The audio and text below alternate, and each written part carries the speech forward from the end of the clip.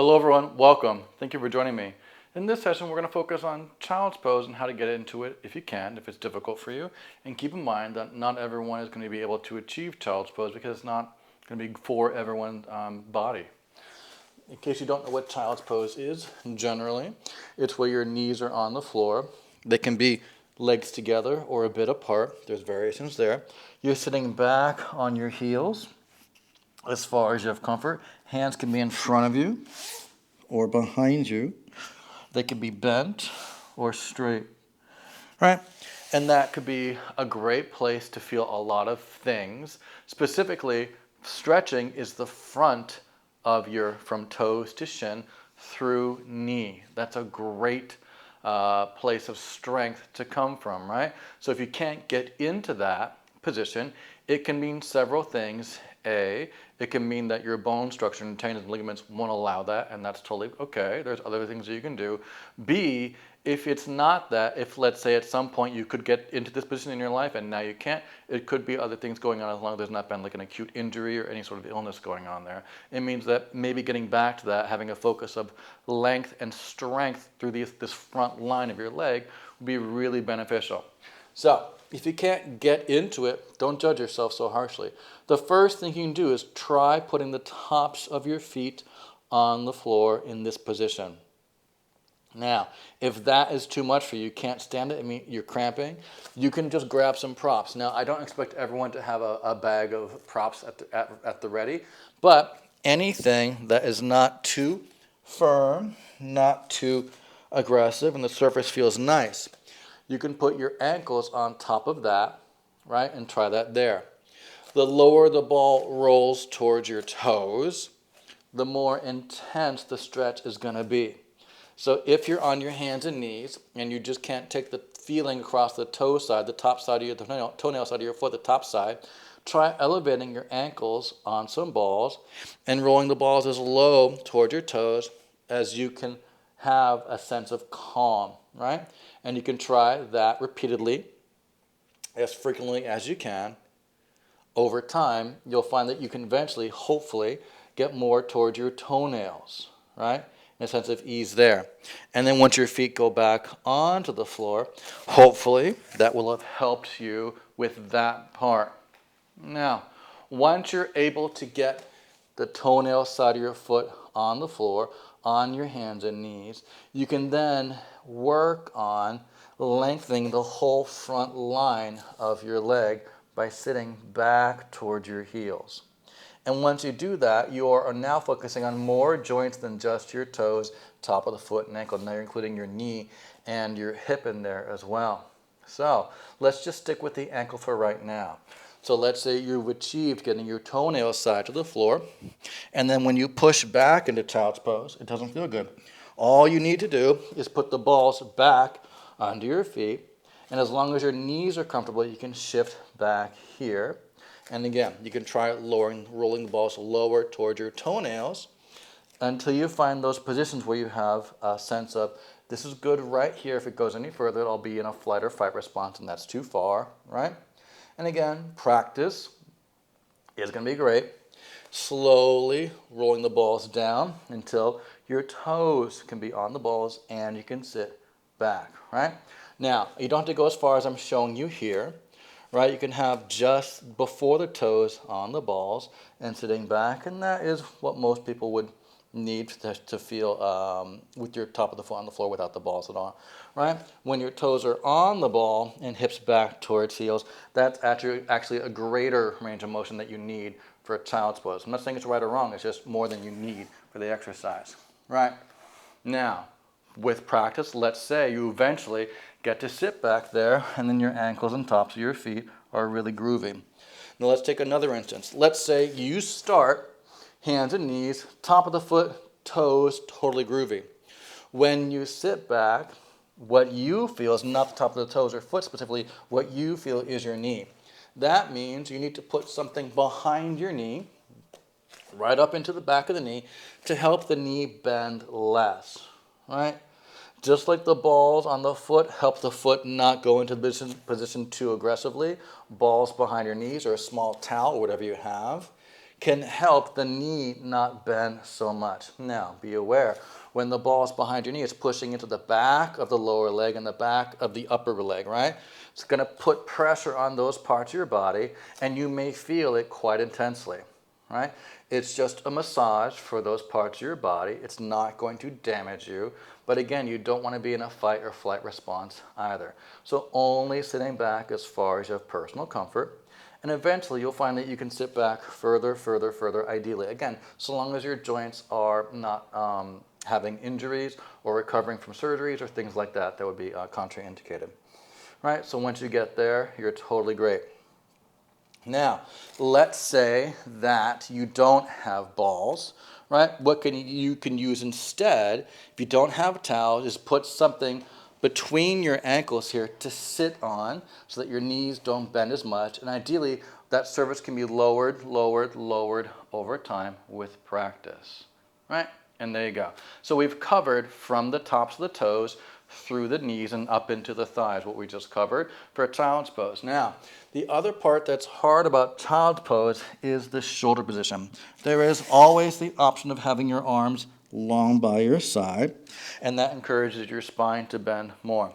This position may feel easier on your shoulder, but that may be too much pressure directly, weight downwards onto your legs. In that position, you can just let your head rest on a ball. The ball can also be bigger. I know I don't expect you to have a bag of props to draw from, right? The ball can help distribute some of your weight from being directly on your legs. It also will make it less aggressive on your shoulders. A ball here will also make it less aggressive on your shoulders in this position, right? In my experience, helping the shoulder get to this position is best done in a more lengthened position with your spine, so vertical or laying on your back.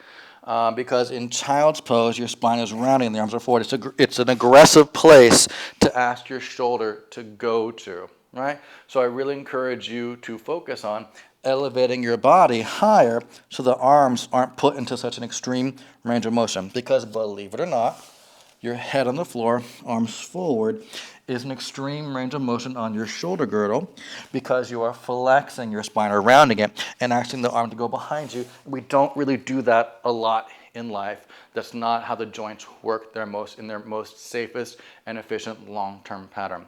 So that's why having your arms down by your legs is less aggressive on your shoulders, right? If you have this range of motion, it feels okay, totally permissible. You can always elevate your body higher, either by a ball or pulling your body up higher off the floor in general. And there you go. Now, other things that are equal to child's pose can, but not limited to, laying on your side with your knees to your chest. Very similar, right? If your shoulder does not feel good here, you can use a ball or a prop or a towel under your head. Unless your head feels really great coming down to the floor, that's fine too, as long as you're comfortable doing that on both sides, right? So you can go on one side, and you notice the head won't hang down. That means I encourage you to use a little prop under the head under both sides until you get the strength required on the top of the neck, the lengthening strength to allow your neck to be that position for you, unless, again, you have an injury or recovering from other things that don't allow you to do that. Right. Another thing you can do is lay on your back and hug your knees to your chest. This is not available for many people. You can have your feet down. Right? That's great for a lot of people. You can also take a band around your legs and use your arms to pull it into, or you can put your feet on a wall and that would be good as well, right? Another great variation. Laying on your back, you may want your head to be elevated. So again, using a small little, where did my props go? Using a small little towel or, again, supporting your head, neck on something will be more comfortable, all right? You're trying to get to places of comfort and ease, not stress and strain. Now, there are things you can do that are much more active and vertical. So, let's say, back to the beginning, where the top of your foot did not want to go into that position, right, on the floor. Well, there's things that you can do. You can start just by practicing some squats that will actually help the front of your knees stretch, right? As a little warm-up, you can do a couple of those just to make sure your knees are groovy, right? And then once you've got that, you can start with one foot behind you, toenails on the floor, and do some squats like that. You can see as I bend my knees, the top of the foot goes more towards the floor ideally, right? If that's not comfortable for you, you can move that foot a little further forward so there's less range of motion required from the top of the foot, right? And then we do it on the other side. So let's do 6 on the other side here. Easy, breathe, gentle. 6, take your time. Again, breathe deeply. 5. Doesn't matter how far you go, up or down. 4, go to your range of comfort. Breathe deeply. 3, this is just a general concept. Breathe deeply. 2, one more time. Really great job, and you can repeat that. Another thing you do, another orientation, would be to take the leg out to the side and bend both knees there. This is going to really work up into your hip, but also you can feel through the top of your foot. 5, 4 more there. One knee is facing forward, and the other knee is facing in. The knee that you're standing on is facing forward. 3, easy breathe, gentle bending. 2, really good job. Again, gentle bending, and you can switch legs there. Good. One knee facing forward, other knee facing in, bending and stretching. 6, take your time, breathe deeply. 5, this just helps the fibers on the top of your foot, the toenail side, to get that strength and length here. 3, they are doing some support here. 2, but you're not pulling your weight fully on them. 1, now you're going to rotate both knees and toes out a bit. You're going to start with one leg crossed behind. Do the same thing here. 10, easy, just a different orientation. 5, sorry, only 6, breathe deeply. 4, making sure your standing leg is comfortable. Have a wall next to you. 3, use a piece of furniture to hold on to that doesn't move. 2, make sure you feel firm, comfortable, and supported. And then you would just switch that. Heels together, toes apart in a gentle range of motion. Other leg goes behind you and just bends like a little bit of a bow, kind of a curtsy. 5, take your time. Breathe deeply. 4, X work there, gentle. 3, really great job. Breathe deeply. 2, one more time. Easy breathe. 1, and that is one way you can help the top of your foot get a more active sense of lengthening, because you've added some tension into that foot position that can really help those fibers become more active and strong in a lengthened position over time. Again, these things are highly achievable. They just take some practice and patience, right? That's all that really takes. Now, let's say that what you felt in your child's pose was your knee. If you can be on your knee, I recommend you having your knee, on an elevated surface, right? That just makes it less intense on your knee. If your knee is on the floor and you have the range of motion in your ankle foot to have the toenail side down, that's less intense. Your knee is bending less than when your toes are curled under. When your toes are curled under, that's putting more length, requiring more length through the front of that knee, and that can be more aggressive. So if you can have your knee down and the top toenail side down and you're comfortable, that's fine. Otherwise, I recommend people, while I'm out of frame, elevate their knee off the floor. The higher the knee goes off the floor, the less ankle, less flexibility through the top of my toes and ankle is required here, right? So now, let's say I can have it be relaxed, that's fine. Or in this position, when the toes are curled under, I don't have to bend my knee anymore as I did on the floor, right? That's why elevating your knee off the floor can be helpful for people, A, because of lack of range of motion in their ankle, top of the ankle foot, but also they can have the ankle be in this position and not put any more strain on their knee. People find toes curled under behind them to be comfortable for a large percent of the population, right? So once you're here, you just stay nice and tall. You can just bend the front knee, hips can travel forward, and hips can travel back. That's all you have to do. Again, just go forward and back. 4, great job there, breathe. Forward, easy, and back. 3, gentle. Forward, great, and back. 2, forward, and back. Now, if you want to make that more intense, it requires a lot more brain work, you can think of bringing your tailbone through your legs as you go forward and back, right? That'll be a more intense sensation, but a harder position to hold over time. Nothing wrong with that. I'm not saying it's good or bad. It just requires more awareness and more effort, both muscularly and mentally. 2, people don't always have great success with maintaining this position the whole time. That's the only reason I don't recommend it first, right? Once we did one side, we're going to, of course, do this side. And again, my legs are just parallel. My knee is over the hip as much as it can be, right?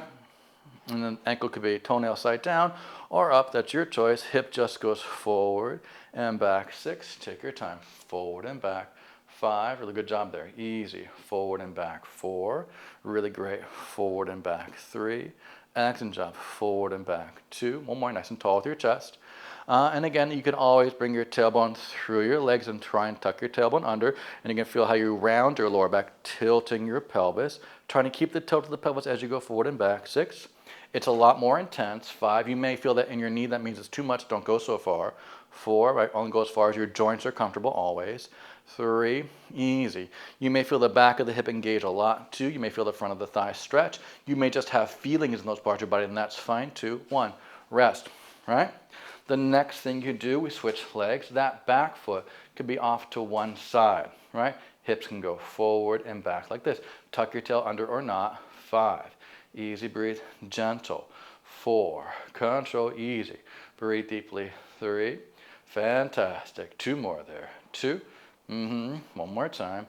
You can keep that knee on the block or switch sides or try to take the foot out to the outside and go back and forward here. Easy, breathe. Take your time. 5, easy control, gentle. 4, excellent work there. Breathe deeply. 3, fantastic. 2, one more time. 1, good job. And we would just switch sides here, right? If it didn't switch already. So on the first side, we started with the foot out to the side, the easier way, I'd say. 6, take your time. Hip just go forward and back. 5, and again, just helps elongate and strengthen. 5, the fibers that run through the front of your thigh, in front of your shin. 4, easy, breathe. 3, in case child's pose is aggressive, here's one way to look at it. Breathe deeply. 2, you don't have to just stretch in case stretching is not appealing to you, right? You can practice moving. And then that foot can go to the other side here, so that knee rotates into a lot more balance. Again, get next to a wall to help you. 6, take your time. Breathe deeply. 5, easy, gentle, control. 4, really good job. Just forward and back. Tuck your tailbone or not. 3, do more if you'd like to. Breathe deeply. 2, one more time. Easy, breathe. 1, and then rest. Excellent work. So those are just a few ways that you can help yourself get towards that more traditional child's pose position if your body has access to it to begin with. Again, there's no bony or ligamentous or tendinous restriction or scar tissue, right? Again, it's not great for everyone, but if you did it at some point in your life and you think you could be able to do it again, here's how you can work towards that position in a very active and yet mindful way. My name is Eric. This is Nucleus Strength. I look forward to getting stronger with you in the future. Yours in good health. Take care.